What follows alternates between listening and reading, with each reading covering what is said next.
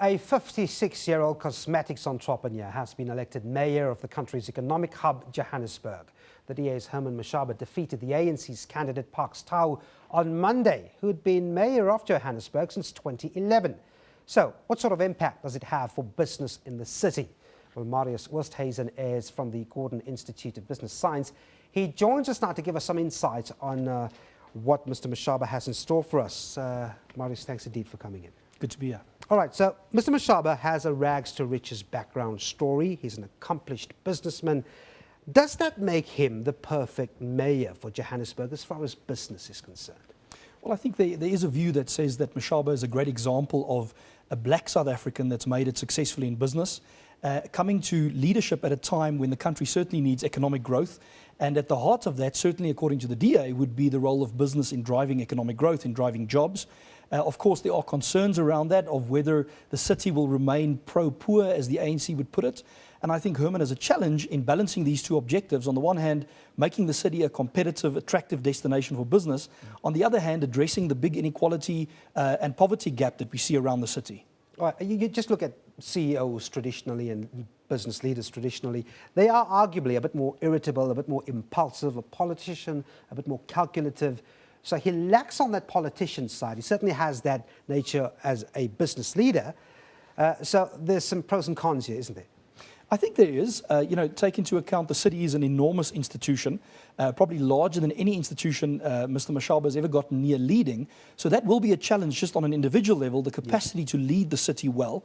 But I think he does have the basic mechanics. He's an entrepreneurial leader. He's a good communicator. In our interaction with Herman in some of the civil society meetings we've had, he's a person you can talk to. And I think if he takes the next 100 days in his job and listens to business, listens to what business needs from him in terms of infrastructure development, in terms of making the city attractive, and then also brings around the table not just his political allies, but his new political opponents in some respects. I think if he can mobilize them for collective action in the city, he can do for the city what he's done in his personal capacity. All right, from a business perspective, and I want to talk about that 100-day mark in a moment, but from a business perspective, these businesses are looking at his predecessor, Parks Tau, and now Herman Mashaba. What does he have to do differently from his predecessor to make business happy? Well, in some respects, one could look back over the last 2 years and say that the ANC in Johannesburg has actually done really well in certain respects. Yeah. We certainly, from the side of business, saw an uptick in the stakeholder relationships. We often talk about trust between government and business, and we saw some good improvements between local government and business in the city.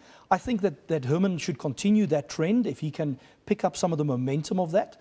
But I think there are things that the ANC probably wasn't focused on as strongly as a DA government would be around the efficiencies in the city, getting the traffic lights working, ensuring that there's stability in the electricity grid, the kinds of things that really disrupt business, or if you create them and you put them in place, make the city an attractive place, particularly for the kind of businesses we have in Johannesburg. You know, the services industry, financial services, professional services really has been where the growth is. And so if there's a pivot towards making those industries attractive, I think that he would be doing a better job perhaps than his predecessor. Some of his first utterances after being elected was him saying he wants to get rid of corruption. Now, certainly he's not the first man that has said that, but how significant is it? I think it is significant. I think speaking to people on the ground, there is an overarching sense that South Africans are tired of corruption in general. Yeah. And we're not just talking about public sector corruption. We're also talking about, private sector corruption. We've seen collusion and other behaviors by business. We often talk of the corruptor and the corruptee. And I think that a government at local level that is committed to non-corruption, that says, let's run the city in an efficient way, let's put transparency and accountability front and center, let's ask business for a commitment to that, as well as the private sector and public sector, I think would be good for the city overall, and I think would change the tone in the city away from a very negative, critical tone of government, possibly to a partnership conversation. All right, so just before you go, I mean, you spoke about this traditional 100-day mark. If we're looking for an assessment, what should we look out for in this 100-day space?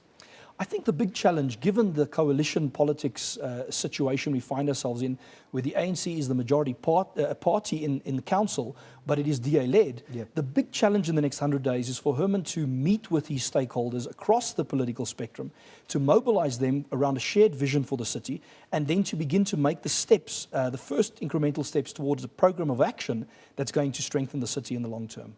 from Gibbs, Marius Oosthuizen. Thanks very much indeed for coming in. Good to be here.